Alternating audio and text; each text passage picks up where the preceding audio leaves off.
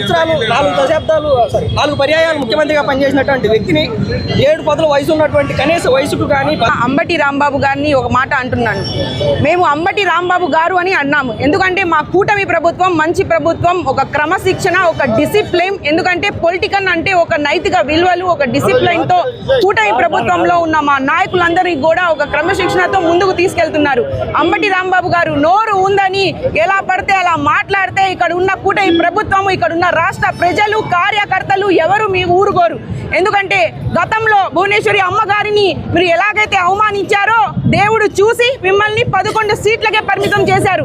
ఇప్పుడు మన రాష్ట్ర ముఖ్యమంత్రి వర్యులు నారా చంద్రబాబు నాయుడు గారు మన రాష్ట్రానికి ఒక తండ్రి సమానునైన మన ముఖ్యమంత్రి గారిని మళ్ళీ మీరు విమర్శించారు. అనకూడని మాటలు కూడా అన్నారు. మళ్ళీ దేవుడు చూస్తున్నాడు, మళ్ళీ మీకు ఒకటి కూడా ఉండదు ఆ సీటు అని నేను ఈ సందర్భంగా తెలియజేస్తున్నాను.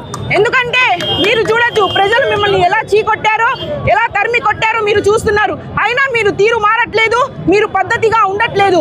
ఇక్కడ ఉన్న మహిళలందరూ కూడా ఆయన్ని వెంటనే అరెస్ట్ చేయాలని నేను ఈ సందర్భంగా తెలియజేస్తున్నాను. లేకపోతే ఇక్కడ ఉన్న మహిళలందరూ, పెద్దలు, నాయకులు, కార్యకర్తలు అందరూ కూడా ఇంటిని చుట్టుముడతామని ఈ సందర్భంగా తెలియజేస్తూ ఎస్పీ గారు 24 గంటలో తక్షణమే అంబటి రాంబాబు గారిని అరెస్ట్ చేయాలని మేము ఖండిస్తున్నాం.